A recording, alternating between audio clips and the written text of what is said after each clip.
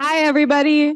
Please take a seat. And if you feel like it, maybe move forward a little bit because we will be doing some talking with our neighbors. So if we're all really spread out, that will be a little bit more difficult. And because today's sessions were very much focused on learning, absorbing, and being talked at, we're hoping for this last session, we can kind of go over some of these ideas we talked about today, sort of debrief them. Especially, I know a lot of the sessions didn't have time for Q&As. So if you have any questions left over from previous sessions, now would be a great time to, bring them up, discuss them, or if you had any thoughts. And just kind of highlighting the theme of today, it wasn't necessarily, written anywhere super obvious, right? But the theme is basically how do we solve, problems that we see every day as either immigration attorneys or people who are working in the field of immigration. That's not just this legal option, right? It's not just we go to court or we file that asylum application, we get more people to go to law school, we learn more about, PSGs, all of these things. So looking at, like the last session, talking about accredited rep programs, talking about how do we get people from underrepresented communities involved in immigration law. That's kind of what we want to think of. So I have some questions up here for everybody to kind of go over. And the top two are really based on the panels. The Surviving and Thriving was the lunch panel that was really excellent. And I should have introduced myself. Of course, I always forget. I'm Mackenzie Heinrichs. I am a fellow and visiting assistant clinical professor of law here at the University of Minnesota, Binger Center for New Americans. I'm in the Immigration and Human Rights Clinic. So one thing I am always thinking about, and something that's become really topical lately, is how do we get more people to go into not just immigration law, but other sort of kind of nonprofit heavy fields that involve a lot of secondary trauma, involve a lot of burnout, involve maybe like high caseloads, not enough time, things that are very stressful. And young attorneys, new attorneys, people interested in the law, and people who aren't attorneys, right? Social workers, other folks who are working with these populations, they're sometimes really reticent to get involved in this work because they know it's going to be really hard. They're a little bit worried too, maybe the pay isn't always so good, the hours are always very long. And hearing some of these stories from our clients can be very traumatic, very hard to deal with. So how do you get newer people who aren't yet in the field excited and interested while being realistic about, what's the reality of this type of work is, but still encouraging? Because we had a career session recently, a career panel, and I felt like a lot of people maybe were a little demoralized. So how do we inspire people while being authentic? I would love people to discuss that. And then based on that last panel, I know we already asked quite a few questions, but what Michelle is doing with the VISTA program, I think everybody was really excited about that. Getting more accredited reps, getting more people involved when we know that the vast majority of people in our immigration system are navigating it without a lawyer, without access to possibly, English, being able to fill out an asylum application, things like that. So how do we get, this type of program happening in Minnesota? How do we get this type of program, more people involved, more people knowing about it? And then some kind of broader questions about the whole day. What is one idea that you've learned today that's kind of new, really exciting, something maybe you could incorporate in your own work or help facilitate? And then kind of going a little bit to the secondary trauma. And I will say the kind of hope as a discipline was the theme of the last national clinical conference. But, hope is one way that you can kind of fight burnout, fight that kind of cynicism that can come with doing this type of work. So what is something that you learned today or that in general that makes you feel hopeful? So we're going to break into groups and we're going to spend, let's see, it's like 4:10 right now.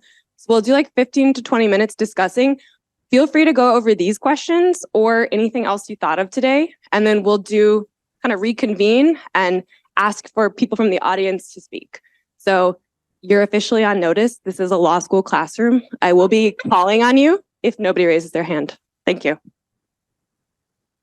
Yeah, this is on. You want me to? Yeah.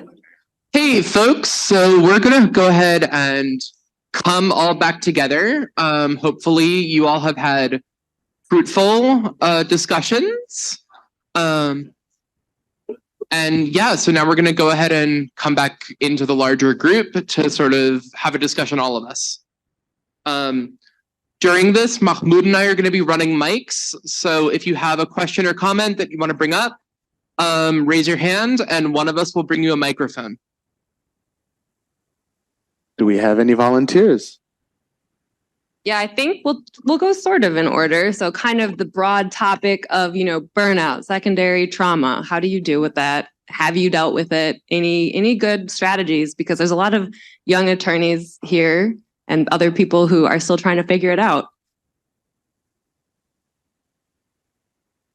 And you can raise your hand. Burnout is a very familiar experience doing the work that I do. Not sure if you all heard, but I do almost exclusively removal defense in the detained setting. And to add further insult to injury in like a public defender type model. So I take all the cases that, basically meet all of the eligibility criteria.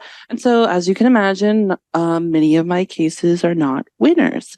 And so in the system that we operate in and those added layers, I began to ask myself, how could I continue to do the work that I do? And I think what I learned from the experience, because I definitely think that I was approaching, if not actually did burnout, was being vocal about it, right? Don't suffer in silence. I think had I not opened my mouth and told my supervising attorney, hey, I don't think I can keep working the way that we've been working, she maybe wouldn't have known, because in terms of work product and it all signs appeared that everything was doing well, right? I was meeting my deadlines. I was, the work product was good. But if I didn't say anything, how would she know that that's how I was feeling? And so I definitely brought it up. And I remember we had like a team discussion, and it appeared that some of my colleagues were feeling the same way, but it wasn't clear because they hadn't been vocal about it, right? And so I think that was a point for our team to check in, right? And if, as I guess, what do you call the person supervising? It was a moment where we were invited to be open about these things, and also a moment for us to invite our supervisor to do their due diligence too, to ensure that we weren't burning out. So that's what I have to say. Thank you for sharing. Anyone else have any thoughts, strategies?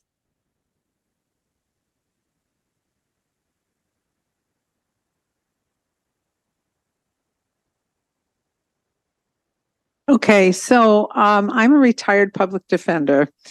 And right now I do pro bono work as a immigration attorney. I know very little about immigration law except for the area of, asylum applications and deportation hearings. That's the only stuff that I do. But it's clear to me that to get more people involved in immigration law, the first thing that we need to do is we need to get the government to actually pay attorneys to represent people in immigration court.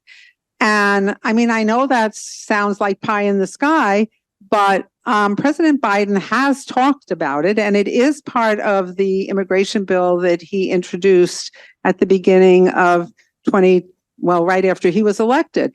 And, I know as a public defender that even though having public attorneys, you're still overworked, you're not overworked in the same way.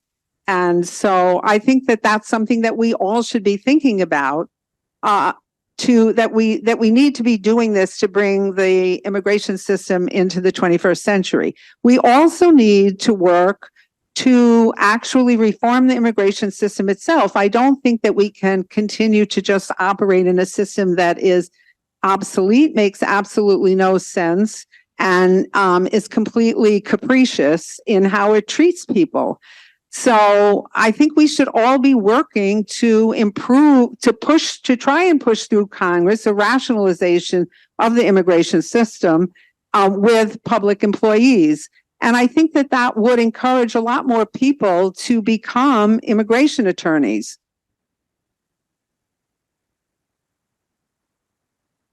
Yes, I agree.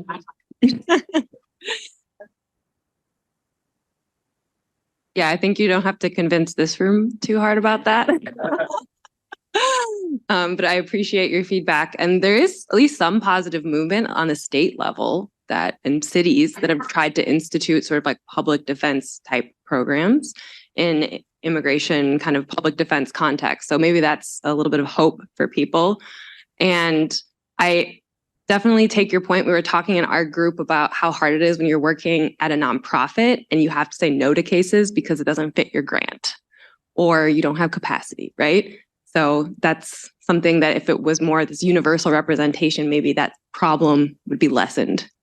So I just want to add to that, that Oregon has established such a program.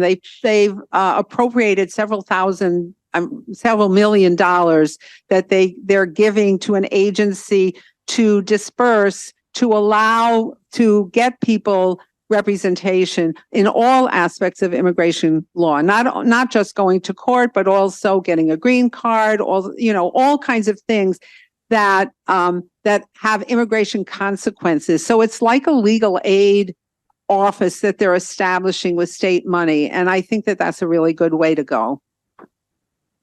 And I think one more thing before we move on from this topic to some of the other questions, I was really hoping maybe, Asha, would you kind of share your resilience?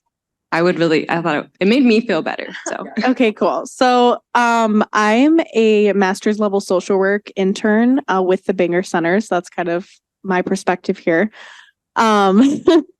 So basically, I was talking about like as far as encouraging hope and just encouraging people to get interested in the work. I think it can be really daunting, especially having conversations about vicarious trauma and compassion fatigue, burnout, all of that.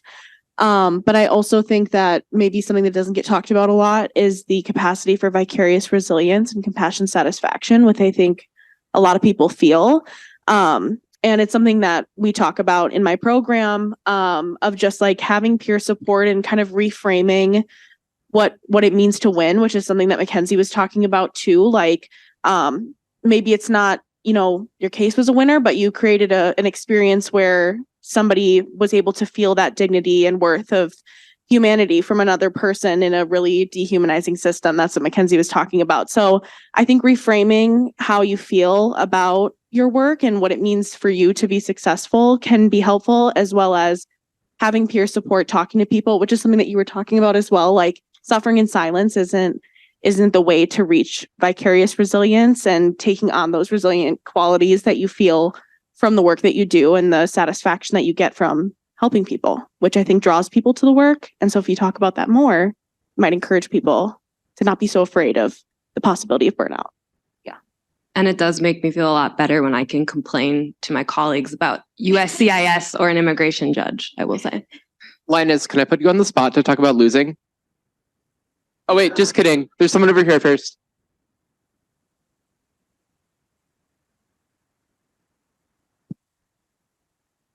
My name is Susan Schmidt. I teach social work at Luther College, and I'm also married to Virgil, for people who know Virgil.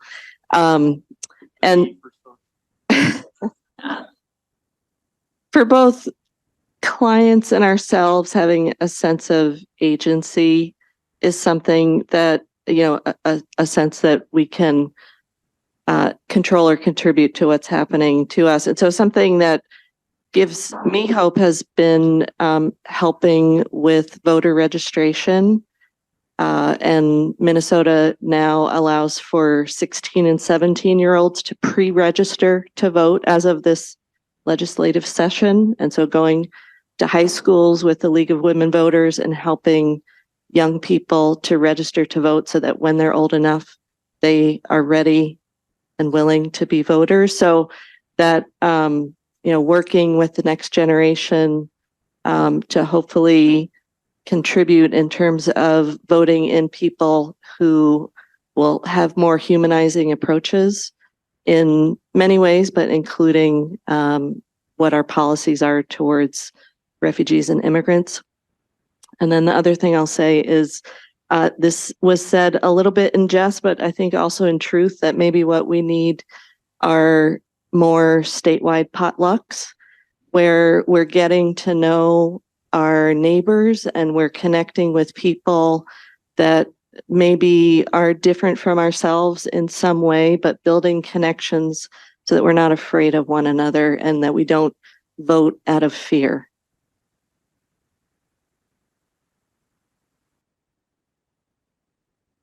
Yeah, and I think going off that point too, just defining success, not in terms of winning and passing that on to if you're mentoring somebody, if you're a teacher, you're working with people, trying to impart that, while of course you hope you win your case or you hope, you know, if you're a social worker, that person in the domestic violence shelter doesn't go back to the abusive partner. That's not always going to happen. So you have to find a new way to like you said, Linus, reframe what is kind of success to you. And so as we had kind of talked about in the immigration context, whether it's deportation or I really think any sort of application or any context, just being able to give somebody, you know, human dignity, being treated like a person, not an A number. Sometimes that's all you can do. Listen, you know, make sure their story is heard. And in some ways that has to be enough, right? Because you can't guarantee anything. So one thing too I wanted to touch on before we ended was, you know, one of the themes of today was looking at not just law, not just lawyers. How do we address the needs of immigrant communities? How do we come to solutions? So that's kind of what the, you know, accredited rep looking at different programs. So I'm wondering if anyone had any other thoughts about that. Or you can share whatever you would like. Yeah, I'm sorry, I don't have any thoughts on that topic, but I'm an attorney in private practice. I do mostly investors, you know, European, I'm from Germany.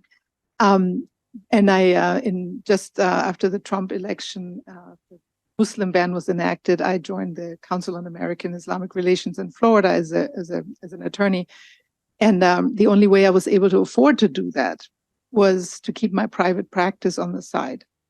So I wonder if, you know, getting students to, you know, to take immigration law courses. I don't know if the law school teaches also business immigration, but there is a balance that you can do a profitable practice, but also, you know, I being from Germany, I always wondered what my grandparents did, you know, when the stuff started in the 30s in Germany. So that's why I felt really compelled to take on that. Yes, it was a full-time job, but it was a part, you know, a part of my life at the time. To encourage people to be able to do that is often a financial decision. To just basically say, hey, students, it's not all one thing or the other. You can do both. Yeah, and I think the law school answer, at least, is if you are, you know, wanting to have a job where at least for sure you have a higher salary, then you can do pro bono work. That's sort of the answer. But I don't know, maybe any other people have other thoughts on that question too.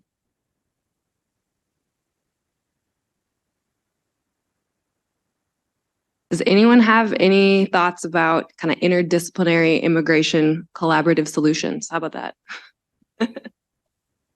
I know my husband is a teacher. No.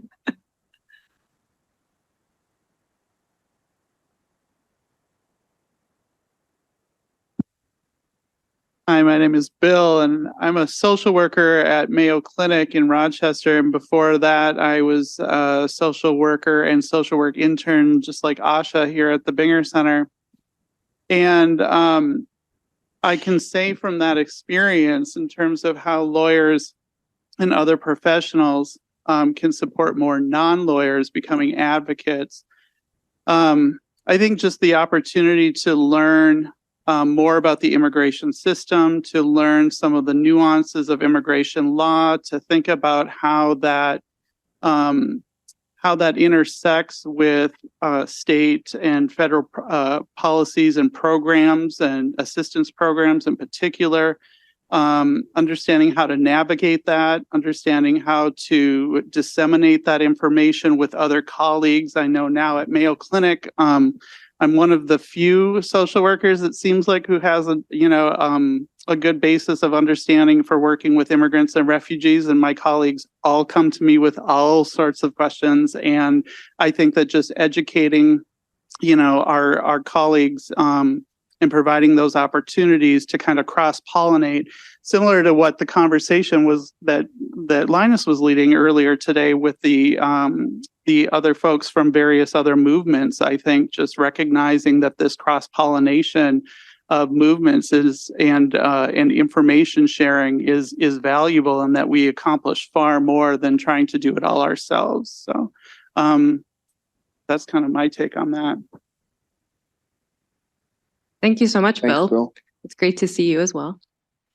So we have time for a few more responses. I'm hoping we can end maybe on a little bit of a positive note. So, the last two questions about what did you learn today that really excited you, or what gives you hope, or something you discussed in your group, maybe that you really think the rest of us would benefit from hearing. Or if you have a question. I was actually just going to build on some of the stuff that Bill said. So I'm Anna Acosta at Mitchell. I teach at Mitchell Hamlin. And I teach a medical legal partnership clinic, which also uses an interdisciplinary model. And I think also, like, going to the question of sustainability and avoiding burnout is also like part of interdisciplinary practice, for me at least, is thinking about like who is best suited to solve this particular problem for my client. And like sometimes at first glance, a problem might feel like a legal problem, but it's actually a social work problem. Or how can you work with medical providers or behavioral health experts to help improve outcomes for your client. And then I think too, like with interdisciplinary practice, part of it is also like learning how each discipline, like for each of the disciplines, figuring out how to speak each other's language. So like the way that physicians communicate is very different from how lawyers communicate, and social workers or therapists, and just kind of like understanding each other really goes a long way in all working together as kind of part of an integrated team. Yeah, and while Linus is waiting for the microphone, I will say working with social workers is so crucial. When I was a student attorney, actually in Linus's clinic, the Detainee Rights Clinic, there was a man from Tanzania who had come as an asylum seeker, and he had been granted a type of relief to get out of immigration detention, but because he didn't have an address, they would not release him from detention. So as a student attorney trying to figure out, how do I get this person housing? Like you are not equipped at all to deal with that. So having had social workers on staff, they were able to find him a placement with a church that did housing for asylum seekers, and he was able to get out of detention, which that is not something I could have figured out on my own. So I have a question. We talked about this in our group, that Michelle had mentioned that the system is not broken, right? That the system is working as the way it should.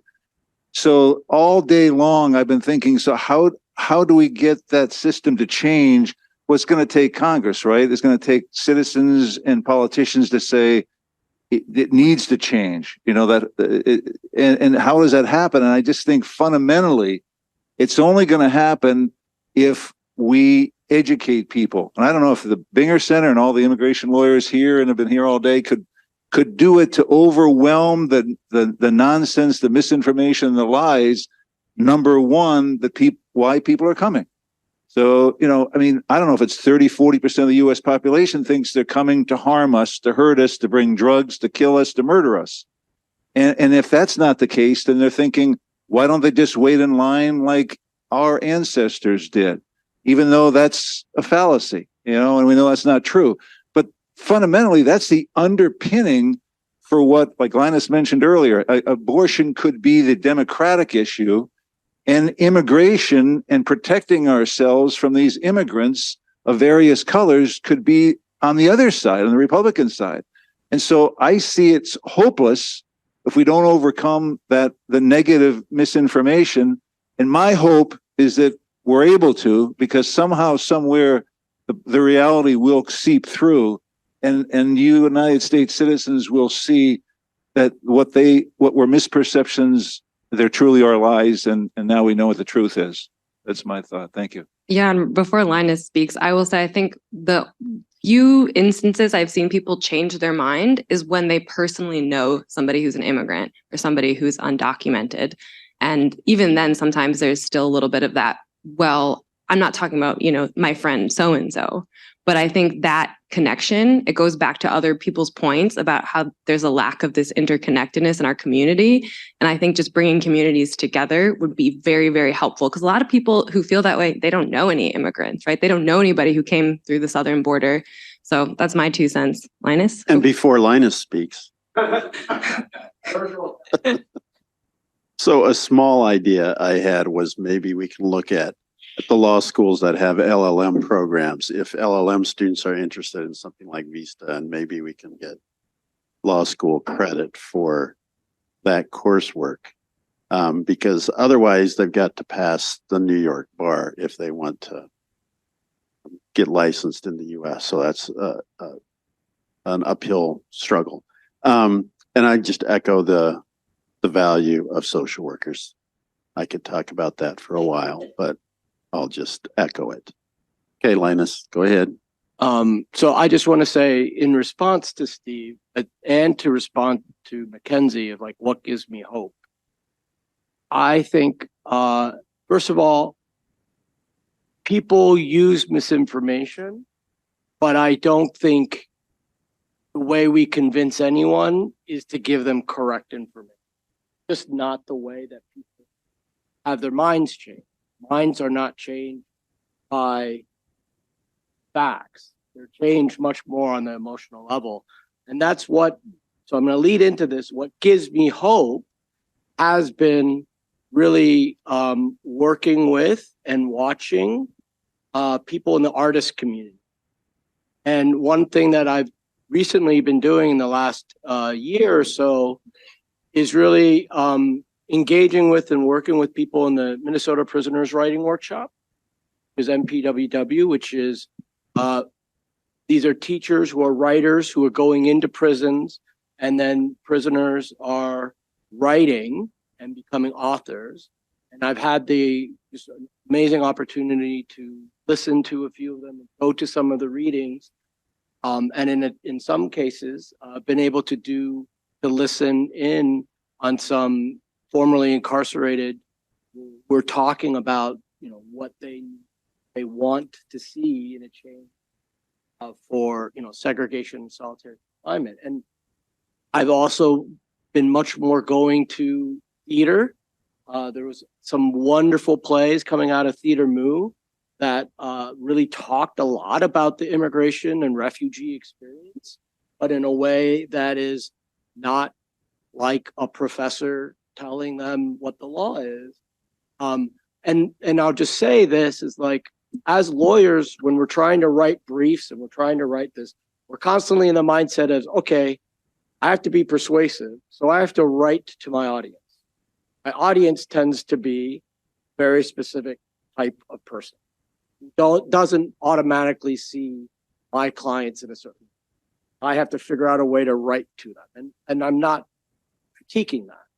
But I am saying that, like, with art and writing, and like when Toni Morrison writes her novels, she's connecting with people who have absolutely zero experience with the characters in her book. So I do think, to respond to you, Steve, and to respond to a question about what gives me hope, is I really do think watching, experiencing, and learning from artists has been very hopeful for me. Because I think really wonderful stuff. And I will know, I'm a sci-fi geek. Watch Star Trek. If anyone watches Star Trek Picard, there was a recent show. One of the episodes in Star Trek Picard is they portray ICE officers, like went back in time to now, and there was this portrayal of ICE. And oh my God, I've never seen a portrayal of ICE that really cast them as supervillains. And it was like, they were literally worse than the worst alien, Klingon that's ever been portrayed, were ICE officers. And it was just I'm not endorsing that. I'm just saying, like, there is this information that's going out into culture and going out into art. Hopefully what will change.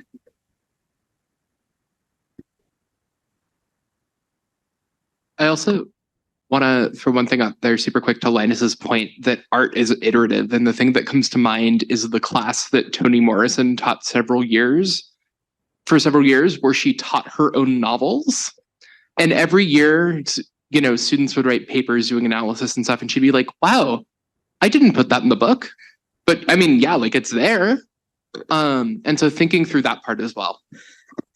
And I'll just end by saying you all spending your Friday here with us gives me hope. So thank you very much for coming.